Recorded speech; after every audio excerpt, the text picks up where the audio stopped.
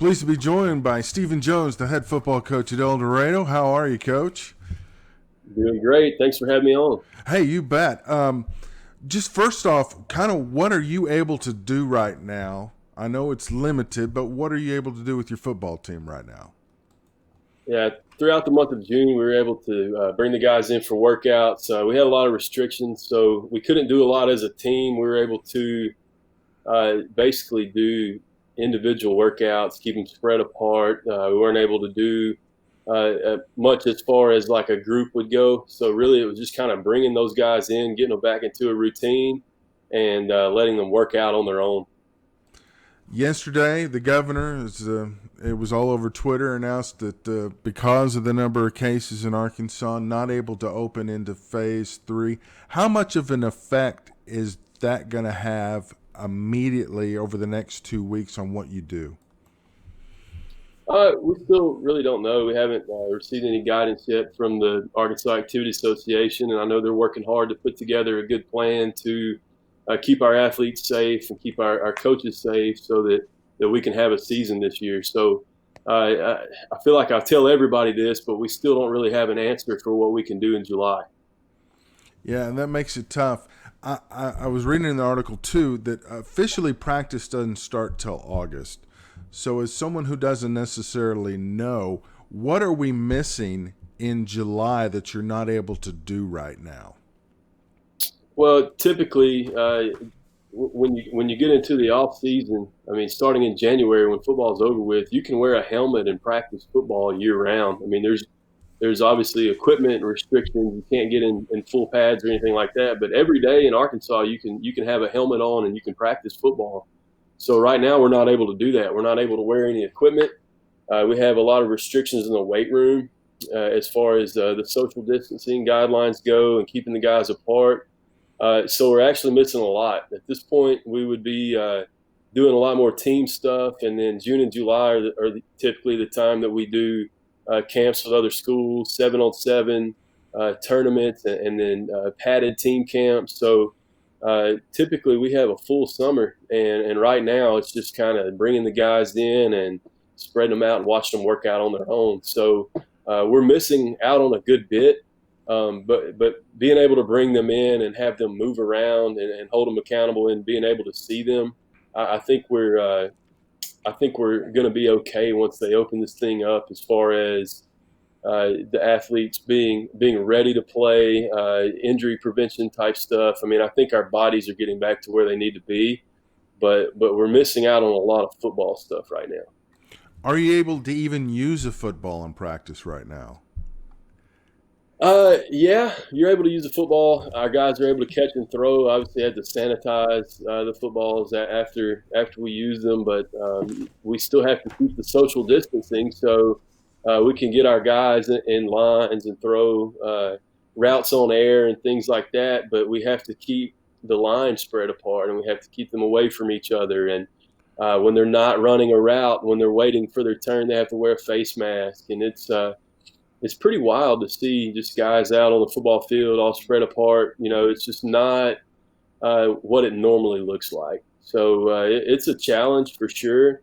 The good thing about the entering phase one in June was just being able to see our guys again. I mean, we had since March, we our only way to see the guys was to have Zoom calls and do Google Meets and things and talk about playbook and install. But as far as seeing them face to face, we didn't get a chance to do that. So uh, getting us back on the field in June was great, and we hope that everything continues to progress and those numbers decline, and we can have a football season. Yeah, I was going to ask you the mental aspect of just getting together, even on a limited, socially distanced, a bit able to do. I can't get the words out, but socially distanced, just being able to see each other, that had to be huge, especially for the kids who had been isolated for so long. I'm sure for the coaches too, but that's mentally for the kids just to be a part of a team when they're not used to being separated. That had to be huge. Yeah, it's huge and it's big in our community. I mean, football is big here in El Dorado, and to have our guys back on the field and almost a sense of normalcy and kind of a routine. I mean, that was big to be able to get back started with that. Do you keep up with the governor's announcement every day at 1:30 and kind of see what other states are doing? I've saw where I think 3 states yesterday announced they were delaying the start. Mississippi's talking about maybe even moving fall sports to spring. Do you keep up with any of that? Yeah, I mean, it's important for us to follow what's going on in Little Rock at the Capitol, and to try to have a plan for, I guess what we think is coming ahead, and it's kind of a guess at this point for us, but to have, okay, if they open this thing up, we can do this. If we continue with what we did in June, we're limited to this. So we're having to monitor and adjust really by the day, put together the best plan that we can. So when this thing opens up, we won't be behind. Kind of your thought on what Mississippi's talking about. Now, it's all, speculation at this point, but moving fall sports to spring, is that even realistic, do you think, with football? Uh, Not playing football in the fall is the wildest thing I've ever heard. But I do understand where they're coming from. I mean, we're in a different time. We're in a challenging time. So our leadership is just looking at what is going to be best for the kids, what's going to be best for the communities and schools, and so there are some new ideas being thrown around. As far as my thoughts on it, though, it'd just be different to not play in the fall. And then the flip side of that, when would they go back to normal? Would you play in the spring and then flip around and play another season in August? So there's a lot of challenges ahead. I'm grateful that I'm not the one that has to make that decision, but we're going to follow, whatever they tell us to do. Yeah, it's not going to be an easy decision. It's going to be your second year in El Dorado. You came from Junction City, which you graduated from. How difficult was that to leave your alma mater? Because we all have strong ties to our alma mater. I'm sure that was not an easy choice. No, it wasn't. It's a great opportunity for me here at El Dorado, but to leave my hometown, I mean, I was able to go back and work with some of the teachers and coaches that really impacted me growing up. A lot of the staff that's there now were there when I was in high school. So just to see everybody again and work with them was a really unique experience, and I had a great time. But when this opportunity popped up at El Dorado, I could not pass it up. This is a great job and a great spot, and really a great opportunity for me to move forward in my career and jump into the next challenge. And so far, it's been great. What kind of expectations, how do you even think about what you can accomplish this season? Or do you even think about that?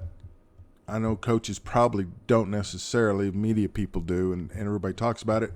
But is it just one day at a time, just do what we can now and not even try to think too big of a big picture season outlook and things like that?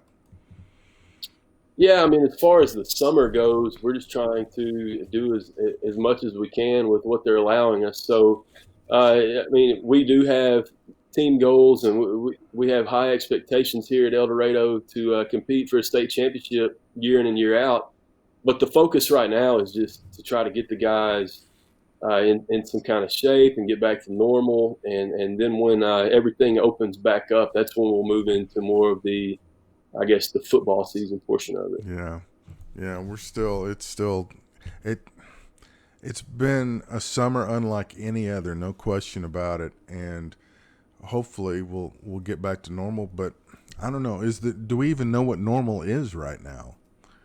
I don't think so. I mean, it's just a different time that we're living in, and it's unlike anything that anybody has ever seen or anything that anybody was prepared for. And I think anytime we have a challenge like this, we learn from it, and we're better for it. So we'll have, you know, something were to pop up in the future. I think there will be a plan. I think that we'll be able to adjust maybe a little bit easier, and it's just something that I think everybody in the world's learning by the day. No question about it. Hey, do you have time real quick to play our quick quiz? Yeah, sure. Let's do it. All right, here we go.